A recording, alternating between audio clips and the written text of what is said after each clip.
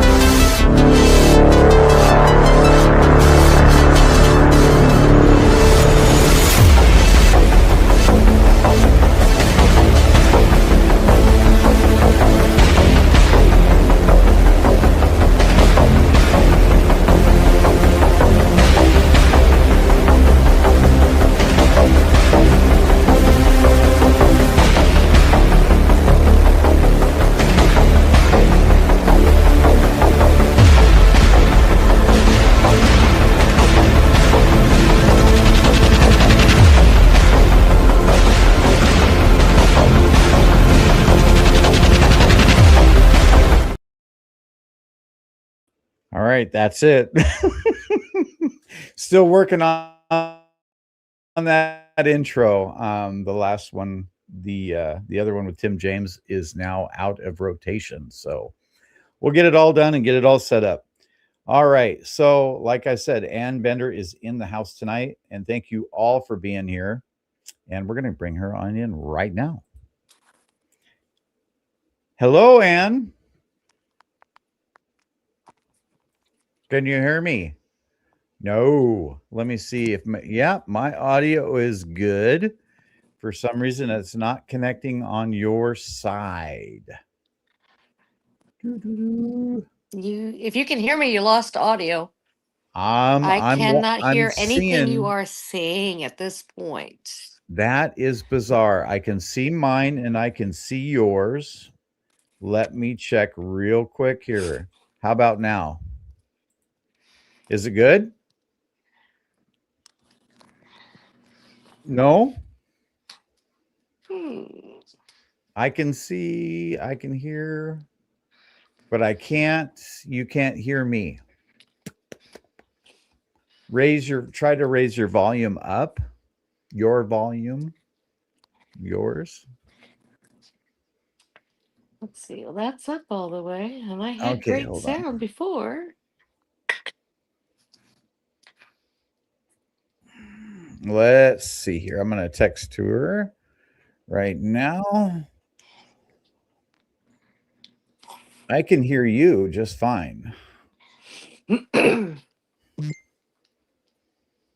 Oh, you can hear me. Okay. I can't hear anything you're saying. There's like Um, no, I had audio on for your intro and then uh-huh. completely nothing. Well, hold on a second. Yeah, they can hear both of us. I see your lips moving though. Oh, they can hear both of us. That is so weird. Yeah. Yeah. Very weird. You can try to log out and log back in. Okay. That's so weird. Log out, back on. Yeah, that's a good idea. I am going to do that. I'm going to log out and back on and for the odd. Let's see here. Let's go. Okay, just give her 1 minute here to reconnect. Anyways, as I was talking about experiences and one thing leading to another, so many people that I've talked to in the past, and I imagine many of you as well. Hold on, let me see if you can you hear me now? I sure can. There we are. It must have been my intro that knocked everything silly. I don't know. I just didn't want me to share. I was like, no. I just had remembered about my little one time on a drive during meandering through Washington, and I've never told the story to anybody. Oh. I'm just like, oh, it doesn't. They don't want me to hear it. They don't want to hear the new story. I never share.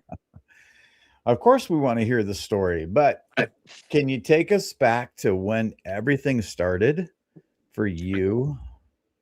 Yeah, my first memories are actually talking to people that were no longer living, and I knew it at a Mhm. very young age, and scaring the bejeebers out of my family because I would describe people that they knew were no longer alive, but they were Mhm. family, and I would describe them with such detail that they know who they were, and that was terrifying to my parents and to other family members that didn't understand how this little girl was talking to family members and giving information about them that one had never been shared, but two, um, she they weren't alive when, yeah. So it scared him a lot. So you're considered a sensitive or a psychic or all of the above? I am both psychic and a medium, but much stronger as a medium. Um, Mhm. so they're very different abilities. Okay. My biggest gift, though, would be connecting through energy, both in finding missing persons, both in, and that could be entities. doesn't have to be humankind. It's a matter of using that energy to locate people. It's nice when they are missing people that are still alive, but they can be deceased. It's all energy, Hmm. and it's how I function. I can't really explain it clearly, but I understand it, if that makes sense. Yeah, it kind of does. It kind of does. I'm thinking that maybe we all had this ability at one point in time, way back in the past, you know, thousands of years ago, maybe. But because of all of the surrounding, you know, microwaves and cell towers and everything that we put into the air, radio and all this stuff, it clouds. Not only that, it's our day-to-day stuff. If you ever get out into the wilderness and are away from all that stuff, things become much more clear to you. And that's one reason I love to get out there and get away from everything, is because I am able to be in an environment where I'm not, you know, just totally bombarded by sensory information. It's wonderful. That's my camping and being in the outdoors is my happy place, bar none. Right. Uh, anything that lowers the EMF for me is my happy place. I Definitely. gotcha. Yeah. I gotcha. And I totally get that. So you are also an author as well. Yes. Have Very, you? very new and young at it. Uh, a baby in that world. Are you writing anything, any books about your experiences, or you are? You are. I'm working on Living Through Death's Size, which talks about various encounters with serial killers and Mm, those victims that they've had. And seeing when I see those deaths, it's through actually the serial killer's eyes, which is absolutely creepy as hell to yeah. see what he's doing and see it through. Yeah. Robert Lee Yates Jr. was my neighbor. Okay. And that was one of the serial killers that I kept dreaming every time he killed. Oh, I gee. moved next to his house in the ice storm of '96 up in Washington. And the ladies he killed actually went to two of the spots, but I did not call the police because back then I was still figuring things out. I didn't understand it, and I knew that two different places I went to that there were bodies there, and I Mm, also was I was a paramedic, and the first question out of any reasonable cop's mouth is, "How the hell did you find this body out here? What did you have to do with this murder?" And that would be a reasonable question. So no, I did not call the police, but I continued to dream of a second location and another location. And it was through that experience that I'm finding difficulty with the book because it's very personal and it's very traumatizing. And I have a new respect for any author that's done more than one book, because right now I'm at one chapter in an mhm. entry, and yeah, mad respect for all authors out there. Yeah, you know, you just hit on something, and everybody's, I'm sure, their ears perked up, and that's huge. How the heck did you come into realizing that you could see through an eyes of a killer?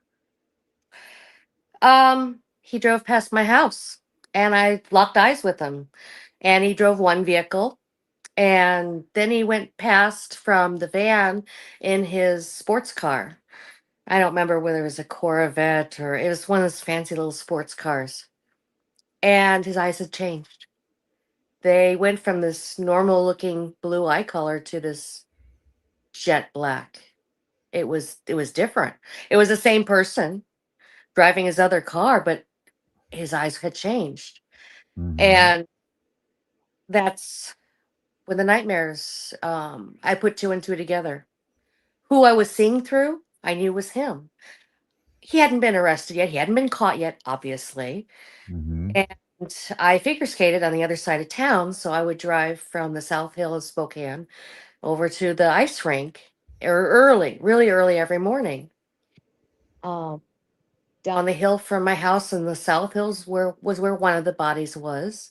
And what I write about in the book is me seeing through his eyes, chasing this woman through that particular field. And to details he had on his person, he had a bag in his pocket and the type of shirt he wore, and all these things I saw before I saw him in person. He actually had the same shirt on when I saw him in real life, and it was another couple years before he was caught. So I continued to dream each time he killed, every month and a half to 2 months. Hmm. Sometimes he'd go longer, but um yeah, it was a process, and it was following that I actually ended up moving out of the area.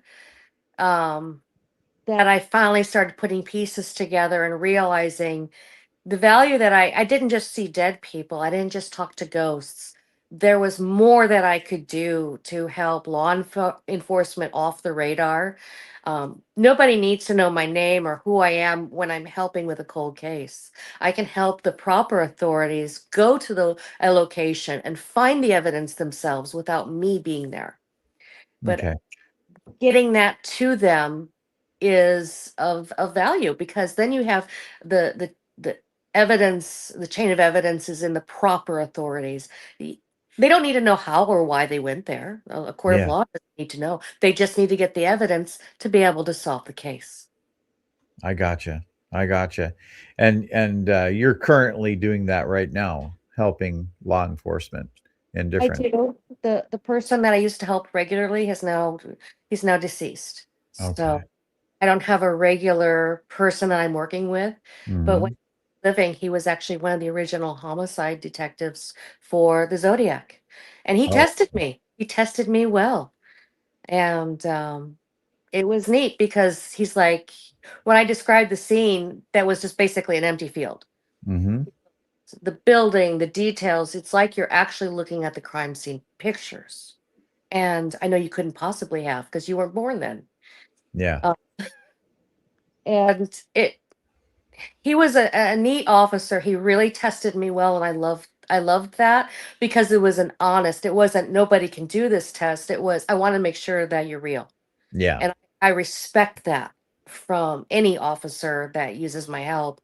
They need to know that I'm not putting any spin on it. I have no bias in it. I see what I see, and sometimes I don't see what I see, or I may see something from a different case. I had something approached to me that was from two different cases that were connected. And unfortunately, I saw details from the Florida case, but not from the Texas case that I was asked to help with. Very limited from the that one. But I saw more from the other sister that was murdered. Gotcha. Gotcha. I know how that can happen. I mean, not how it can happen, but I know that it does happen. Yes. Um so another question that I have is, do you have, I know that you do work for a hospital, Hmm. right? Your day job, like your normal job. Not We're not talking about the other stuff. So, have you ever had to deal with people that might have crossed over during your day job as well? I have. It's been at other hospitals, not my current one. Thank goodness. I'm Mhm. glad that there's very minimal activity at my current location. It's one, Okay. but trust me. Okay. Um, there's been prior hospitals, like once an elderly lady had passed in the ER. I wasn't sitting in the ER, but I knew it. She came to the where I was seated and started ruffling papers behind me, and I went, Oh boy, we can't have any more other people drifting around here that doesn't belong. I got her back to her body where Mhm. her family was waiting, trying to say goodbye. And I had an elderly lady with dementia, and she still had the dementia. So she started wandering. Took her back to the ER, took her back to her body, and it was that same nurse that I had had an encounter with a couple weeks prior, but it took me a week to tell her what happened. Okay. So, when you have a nurse in the ER, she would be the epitome of the toughest, hardest, smartest, best nurse.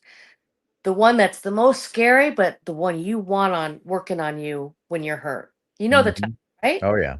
They're good, but they're scary. Nurse Ratchet, yeah. They Well, I watched a black man in Ghost come up from the floor in a black shadow. And he was very tall and he was very young. And he came up and he went at her. And I stopped in the doorway and I'm watching all this happen in the ER. Um, and he reached for her throat. And she jumps. She reacts to it and jumps back. And I was like, oh, she just interacted with him. And he's mad because, as good as she is, she couldn't save him. Oh, Mm, now the morgue, mind you, is right below us at that point. So we can't even right up. yeah. It took me about a week to explain what I saw, what I witnessed. And she goes, I've always wanted I believe in ghosts, and I've always wanted to have an encounter. I said, do you remember jumping back? Yeah, I just thought somebody was there. I said, well, they were. They were reaching for your neck. But it Wow. wasn't a person, it was a ghost. It was a black shadow. And once you jumped back, he was gone. Poof. Um, Huh. Interesting. After that, she and I had a whole different relationship, let me tell you. Yeah. Yeah. But she still was tough as nails, and I tell you to this day, I would want her as my nurse looking after me if I was really sick. Well, there you go. So some friends were made, so to speak. Well, in that regard, yeah. Um, Mhm. there's been many different encounters over my life. Some really weird stuff, from lions jumping up on an investigation to ETs Yeah. to a Sasquatch encounter that I've never ever talked about or told anybody about. Happened to be in Interesting. Washington State, mind you. Of course. We're home of Sasquatch here. I was alone on a random drive south of Sequanimie Pass in a very rural area. Window down, just going for a random rainy drive. And something made me stop. Yeah. I felt something watching me in the woods, and I'm driving on the road. Yeah. I pull over and I couldn't hear or see anything, but I felt something. And then I Mhm. got horrible putrid smell. And I'm just like, oh my God, that's nasty. Um, and then I felt terrified. Yeah. Sheer panic. Mhm. I was out of the car for a little bit. I didn't go very far from the car, but I got right back in the car.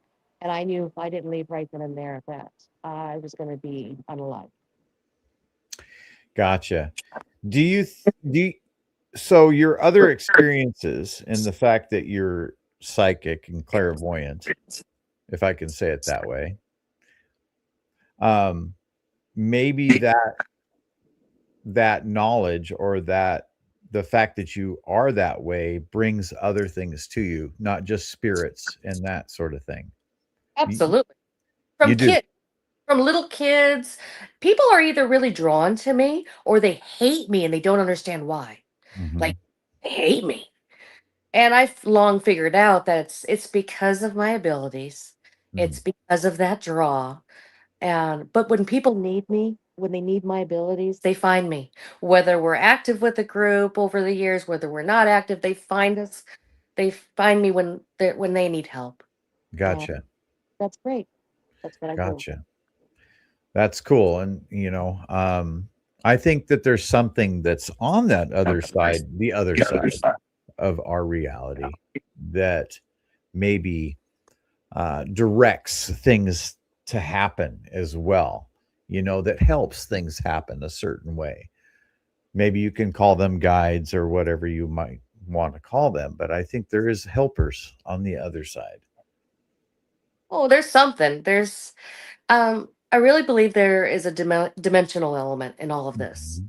And that's when you start getting into the extraterrestrial element. Um, there's so many different dimensions and so many different aliens out there that, I'm from Michigan. It is well known that aliens are in the northern area of Michigan Mhm. pretty commonly, and not just one. There's several different types. And over the years, in different paranormal requests, different ships have been presented, different evidence, different shapes, different types of beings. There's just too much to ignore. I'd be silly to go, every single person that submitted me something is absolutely crazy, and those pictures mean nothing. No, I've had professional photographers that had very fancy cameras, very high film rate, take a picture of a UFO over Stanley Hotel. I have had my own personal encounters, not once but twice, where I actually saw a ship come at me while I was driving. One came so close and was so bright that I thought I was going to be struck by another vehicle, and then only to take off at super high speed at a 90-degree angle, at a different, different direction totally. Um, it's just, and this has been corroborated too by several pilots. Mhm. So, from different size ships to different shapes, different people, and different other forms of life. It's silly to think we're the only ones out here. Come on. Right, right, exactly. Do you think the ETs might seek out certain individuals that are able to, quote unquote, hear them or have some sort of communication back and forth? Do you think that they seek out certain people because of the fact that it's easier to communicate with some rather than others? Sort of like a spirit would a person of your caliber? I absolutely. And as an X-ray tech, I've actually taken X-rays of some of those implants that people have never had done. Oh, They yeah? shows about it. I listed on X-ray, and I asked one of the gals I took a picture of her toe. Saw the same implant that I seen on TV. When did you have surgery on your foot? I've never had surgery on my foot. Why do you ask? And I'm looking at her going, oops. But I'm like, well, you'll have to ask your doctor what's in your foot. Ah, interesting. So here's a question. In my experience, I was on a table and this contraption came down over the back, and I was watching it happen to my body at the time, and it pierced the back of my neck and went into my spine. Do you think there could still be some scar tissue that could be found Yes. from that? Yes, actually. I would love to figure out how to find that, because that is data that cannot be refuted. Um, it is possible, but it would also depend on how many times that it happened. Mm, once, yeah. Yeah, if it's only been once, the odds are more slim for those Mm, that needed instant. They've actually found unexplained DNA and unexplained artifacts in that person that simply aren't known to man. okay. So encounters with like the on X-ray where I've seen some of the implants that actually encompass DNA matter or foreign matter that are not man-made was like what I saw on that X-ray. That's a little easier to identify than the table encounters because they elicit a healing technology that we simply don't possess, Yeah. and one with one time there may not be anything, There may Mhm. be, it's always possible. Um, but I think it's so tiny and so minute that it would be really hard to go, okay, that's Have it. you yourself had any real close encounters with ET? Just with the two different driving situations where one I was driving from Washington State on 90, about Mhm. 3, and that was when one of the UFOs came at me. I thought it was a shooting star at first. I thought, oh, that's really getting bright. Oh, yeah.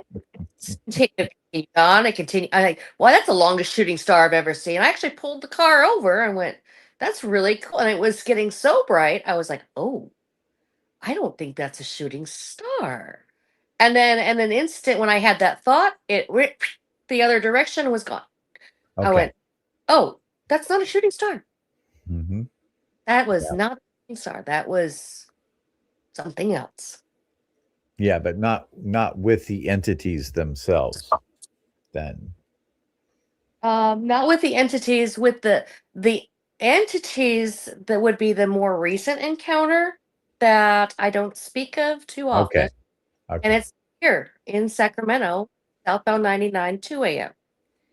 That's the situation where it was so bright coming at me that I thought which is impossible on on the freeway because there's a huge divider. There's no way unless somebody's starting from where the light started at to where it came to, would have had to have crossed the divider, which isn't there.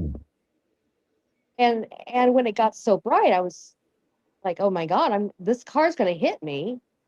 But there was only one giant headlight, and it's not a motorcycle. And then I realized that there was a consciousness behind this. This was not a human situation, and there was at least three entities behind that light. And I don't know how much time it passed, to be honest, but Ah, at some point it did go a different direction at a high rate of speed. And yeah, so I don't remember a lot of details. I just know that that was an encounter very different than anything I'd had before. any missing time, do you know, with that one? About 15 minutes. Ah, well, the possibility is they can manipulate time as well. It's dimensional. Yeah. And 4D is when you get into time management. So uh, they, we're not even touching on the quantum physics and the physics behind 6D and 12D and all that other fun stuff. We actually had an investigation that dealt with very similar activity to what they experienced at Skinwalker Ranch. Uh-huh. And in that one, I actually have audio, but I have never released it because it is that metallic interaction. Most of the cameras went out, but I Yeah. had types of camera. I didn't have running off the same type of, I had some analog. And some of that captured uh, some of that distortion, the temporal distortion. Most of the cameras stopped working when it was occurring. And that was a displacement. I sat in a chair much like I am now, and it felt like the chair was tilting to the right, and I could hear these metallic type voices speaking in a language not of this world. They were interacting, but it was very tinny, very metallic-y. And it was like I was a bug in a pyramid, or phrase. It didn't feel good. It didn't feel bad. It wasn't pleasant. Indifferent. Yes. Indifference. Yes. Very much like it's die, doesn't matter.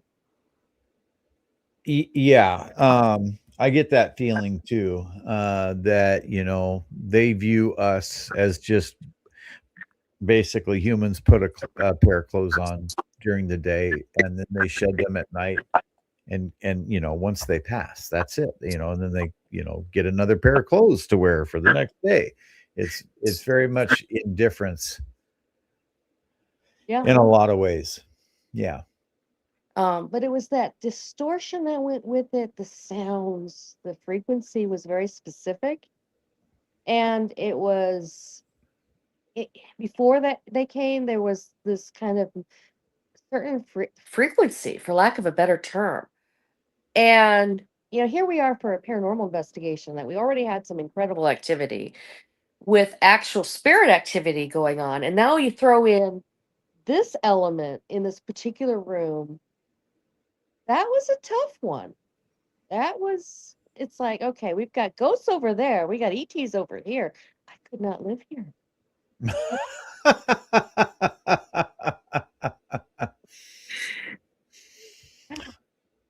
So do you feel then we can use tools like a ghost box in a ET investigation? Are there certain tools that we can use that maybe are cross platform? There are, but it's also going to depend on being thinking outside the box and being willing to use different technologies for different purposes. Hmm. Um, because they're operating dimensionally. That's when I understood. I had such a close encounter as they're talking and I'm listening on this investigation that I'm like, they want to unalive us. They can't. Um, they want to do anything they can. They wanted to poof disappear me in front of everybody they could because it's a dimensional thing. Their technology so far exceeds us that I can't even tell you. Right. Uh, but it almost was as if they're acting under a, for lack of better words, a treaty. Like Aha. there is, there are certain confines that they have to act in, and they can't, they cannot just kill us. You're right. Yep. To kill cattle, yeah, they're allowed to do cattle mutilations, but not people. Right. Never will be a person mutilation. They're not allowed to. Do you Have you ever gotten any direct messages from them? More, I would say indirect, Okay. because observation of watching, and they are usually at least three. Again, at that investigation, there was at least three.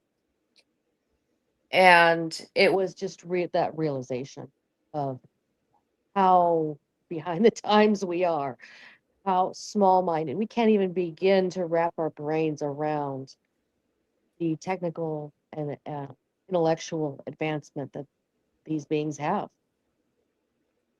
Yeah, I've heard it said before that they have to slow so far down for us to communicate with us that it's really kind of a struggle for them. I believe that. Yeah. But I don't think they have, and that was only one kind. So, I can't speak for all of them. There's other ones out there that may have a desire to communicate. Um, there's a case I've worked with down in SoCal that they're actually doing a show for themselves on her situation. And that's a whole nother type of entity. The only ones that have been akin to the entities at Skinwalker Ranch are the ones I encountered here in Sacramento. But in Michigan, it was a whole different kind. Mm. I believe those were grays. Yeah. And those have a more maleficent intent. Um, those will actually, whatever they're operating under, they'll take people. Yeah. Yeah. It Huh. may not be bad, but it's a whole different, yeah. Is it your understanding or your observation that all these different types of entities, whether it be an ET species or a spirit or something else, that they are on different planes completely? Well, there are different dimensions depending on their origin. Okay. Wherever in the universe that their origin is. Um, so it's it's going to take a different frequency to go a different distance, a different spot in time. They, I don't pretend to even be able to conceive and understand it. Yeah. It's, I know to keep an open mind, Hmm. not food. Yes, I'm of sound mind. I have a day job. I'm not doctor. Um, but you know, it makes you wonder how many people were just called crazy and put away in institutions. It makes, some of them I've seen and I'm going, okay, you're talking to spirit, but there's no spirit there. The spirits are over here. So you're crazy. Okay, got you. So you diagnose people as you're going through. Yeah, because Uh, there's no spirit there at all. It's like, okay. But it took being in that scenario of an institution as a kid because they thought I was nuts, to understand that I wasn't nuts. And it was a ghost that actually scared me straight to help me realize I am not, I'm not a psych patient. I simply talk to dead people. yeah. And he scared me. Uh, so that was in Kalamazoo, Michigan. Yeah, I was there. As it is. Huh. But yeah, the ghost scared me straight. And they didn't know what to do with me. Most people don't know what to do with me. So so that was your family then that was trying to get you help or They did know how to help me, and I was so alone and so isolated for so long that I also had my own issues that I had to work out, and I had to realize that I wasn't crazy because I really thought I was in Mm, order to help get myself straight. yeah. Yeah. Uh, Too bad Chip Coffee wasn't around back in that day when he's helped so many kids. yeah, but he doesn't like kids. He said that himself Oh, I didn't hear that.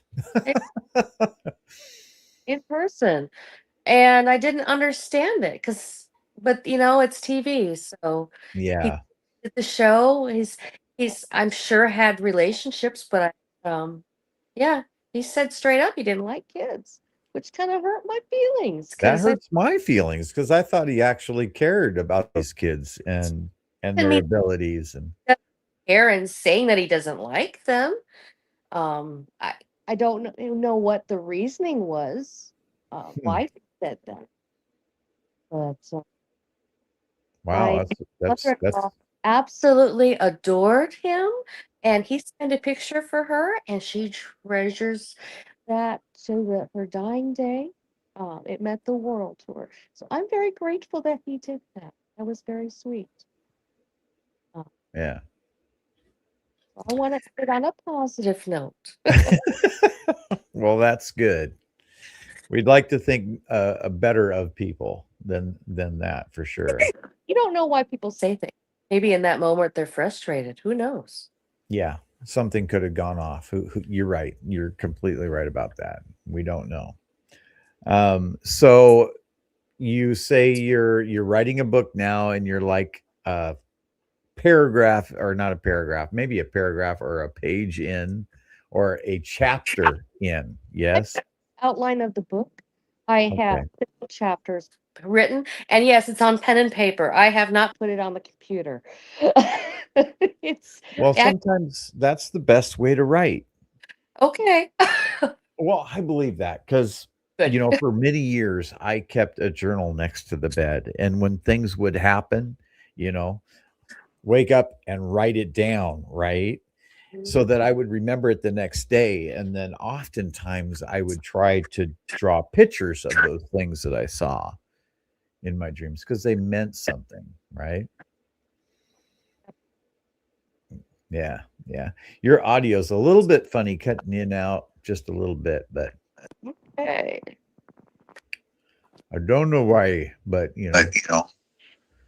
Probably my mother-in-law is not happy with me because I mentioned her favorite medium.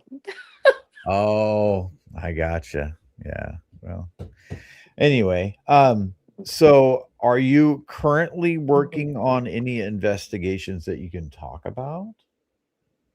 Um, I have a few open cases that are always going to probably be open, but that's more, yeah, ongoing situations with basically families in need. And especially when kids are involved, I have a few Mhm. different situations with kids involved that are developing their abilities. And some of the things that I share with those parents, it'll end up, it'll go their entire lives. And these are some of our our friends that we've had start as when they were, babies or 2 year olds that now these kids have grown up.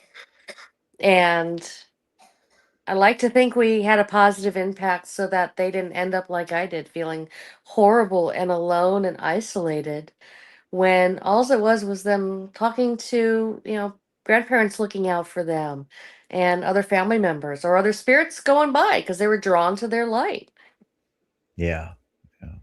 Um, I got an interesting one that's still ongoing up in the Jackson area that is close to the Kennedy mine, near the Kennedy wheel trailings. And that's one where it's a matter of trying to cross correlate a lot of known research with lost research. So I can't say too much about it because it's a sensitive issue for the area and the Mhm. residents. Um, but we're doing our best to help a family that does live there and they're living with these spirits and just trying to sort it out. Um, yeah. Gotcha. Do you have any sense of why some of these spirits don't pass on? You Some of know, it's by choice. okay, it We is. have a case here in town that was actually when I mentioned the lion that jumped up and scared the poop out of me. It was in a horse stall that happened, and we were asked to come there by the developer, who was actually the childhood friend of his best friend that was killed at 17. And they had taken in a lot of zoo animals in both the horse barns and the house. They had heated floors. The house is what we call the 60s house. And it was this mansion with orange shag carpeting, heated floors, boa constrictors running through the house, a bobcat in the chimney. And I came in the house and everybody's laughing because they know what's there. And I have this look on my face because I've just seen a lion. I went to the next stall and there's a potbelly pig and a bear on the end. And I was like, I have lost my damn mind. And how am I going to relate this? A lion jumping up and scaring me. Well, come to find out, once I finally spilled the beans on what I saw, they're laughing. They're dying because they already knew. And that's exactly what the lion used to do to greet everybody, is to jump up and lick their face. Ah, Well, when the lion does that from the grave, that is, oh, let me tell you, I needed new underwear after that one. Um, the young man, though, sadly never crossed. He knew the big point was them sharing. They're gonna tear down the house. They're gonna make some new apartments. And he didn't want his friend to be stuck there, and he very much was there. He made it known very quickly on that investigation that he was there and that he wasn't going anywhere. He did not want to cross over. And sadly, I know he still is there at that same intersection and he's not going anywhere, but it's his choice. There's been other folks along the ways I've been able to help, and it feels wonderful to feel that energy when they cross and to share that feeling with other people that normally don't do that. One event was at a conference down in Ventura mhm. where we passed a spirit on with a group of people, knocked my socks off, and everybody in the group felt that spirit cross. And that was amazing, not just because they crossed, but because everybody understood that he had crossed. Yeah. And they saw how I did it. They felt that I brought in the other family because they were there on the through that bright light. And then I didn't know who they were, but I knew they were there. Mhm. And they reached over and they pulled him and they helped him cross over. And the whoosh that I fell to my hands and knees. I was on all fours. And another medium that was with us actually helped me up, and man, um, they they all gave a little bit of themselves that day. Everybody Yeah, that was there. that's beautiful, actually. That's really awesome. Um, when my dad passed away, I don't think he lingered very long before he went home. Um, do you think it is possible for our loved ones, even though they cross over, to come back? Absolutely. It is. Okay. Absolutely.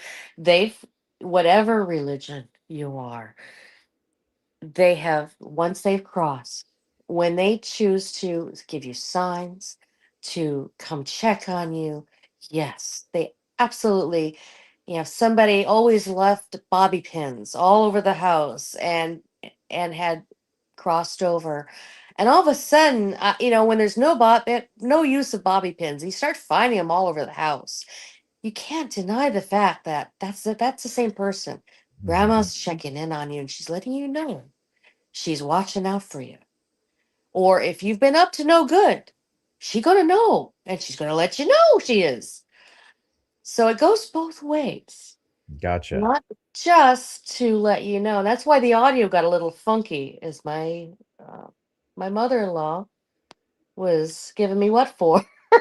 And she's been playing with the audio all night, I think.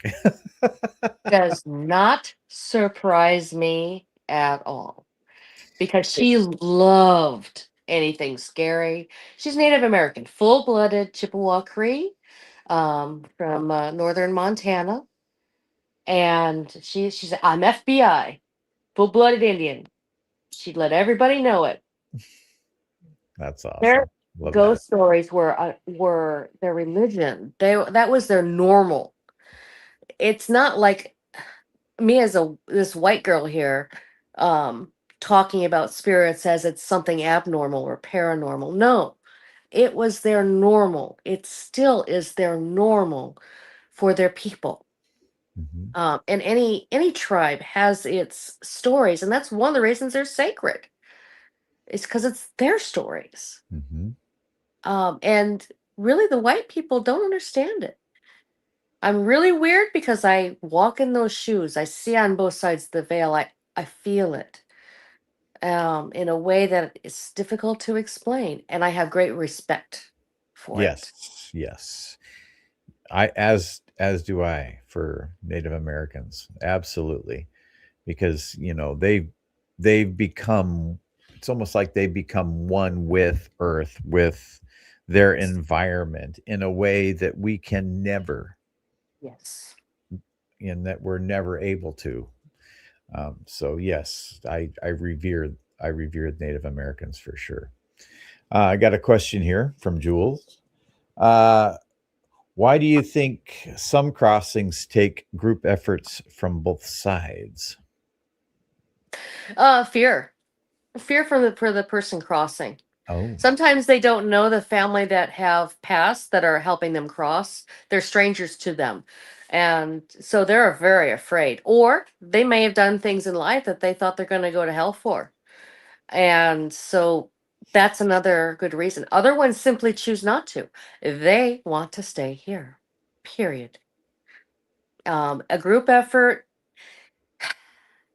it uses also more energy. Hmm. And with more energy, you can bring in more clarity from the other side. So, like the group effort in Ventura, a lot of people knew about the spirit that we crossed. Everybody had said, "Oh, he's here." However, nobody had reached out to help him. Now, I can't speak to that, but I can say that it took a group of us. So, a single or one or two people might not have been enough to help him cross. And that would be a good explanation for why he was there so long. He was from an era where when they had the Ventura, it was a Majestic Theater down there, and they had, you know, the the Roaring Twenties, and the Mhm. Mhm. I'm really botching the story. Stefan would be if he hears this. I'm so sorry, Stefan, because I've totally. But anyway, he tells it far better. Um, and it really took the energy of the entire group coming together to help this young man that was trapped there for Mm. so many different reasons. And my part, I focused on the other side and bringing through the family members that I knew he didn't know. Those were strangers to him, and everybody else played a little role in that whole crossing. Mhm. Real powerful moment. And again, the folks that were there, they'll never forget that moment and what it felt like to feel that moment when he crossed. Yeah. It's That's a special thing, especially for a spirit that's been trapped here for so long and just scared. I mean, so many people are scared to die. It's true. Um, yeah, and I think people like yourself and people that have been in this field for so long, I mean, I feel like we're comforted by our knowledge that we have and that we carry with us, and maybe, that's a benefit to us, but it can also be a benefit to people that are passing on, that are around us as well, and that we can be a benefit to them in some way. So I have helped with folks letting go at end of life situations, mhm. and I'm working with a dear friend right now who's going through that. She's living that and has lots of questions, and Mhm. mostly, am I doing the right thing? um each situation's so unique and so different. I don't think it makes it easier, um but it does add a layer of comfort. Definitely, that definitely is going to help in that time, and that Yeah. knowledge of knowing that I'm going to be able to come back and check in on my daughter and other family. I mean, just having our cats that have passed come in, check in on, carry on like they have when they've been alive, and feeling them jump up on us. How many people have been sitting down there and felt their dog, who's no longer with them, part of their family, jump up on the bed and felt the weight of their body snuggle up right there next to them after they've gone? Yeah, People are a lot of people different. have. Exactly. People are no different. And animals are such an innocent soul. They've crossed. Mhm. Um, that's one of the reasons there aren't as many spirit animals as there are spirit people. They tend to cross. Are there? Yeah. But they come back and they visit after they've crossed. So the activity you have is much less. It might be the weight of the animal on the bed, but nothing more than that. Stuff isn't going to fly across the room because um, Garfield is throwing spaghetti. I, I mean, Yeah. it's just not. Um, that's a whole different scenario, but I digress. And yes, I've been picked up and thrown against a wall. So Ooh, there's stuff out there that's not good too. yeah, Um, and we have to be very careful and again respectful of what we're dealing with, because there's so many different levels and so many different types of things that are out there. yep. Um, there's no one religion. There's no Nope. one spirit. There's no Right. one answer to every single thing. And on that, I'm gonna have to stop you because we're getting right to the end of the show. And where can people find you? BenderParanormal.com is the best way. I'm also Okay. on Facebook. It's Classy Ann. So if you go through our website, you'll find a lot of knowledge that I need to go through and add a lot to it. But Okay. gazillions of cases. We're always happy to help, even if we're not local to you. We certainly can do things online and over the distance to try and help out, or help you find a group of people that can come to your home if need be, that is going to be trusted to us. So, Okay. Well, thank you very much for coming on tonight. I'm going to put you back in the green room and I'm going to roll the outro.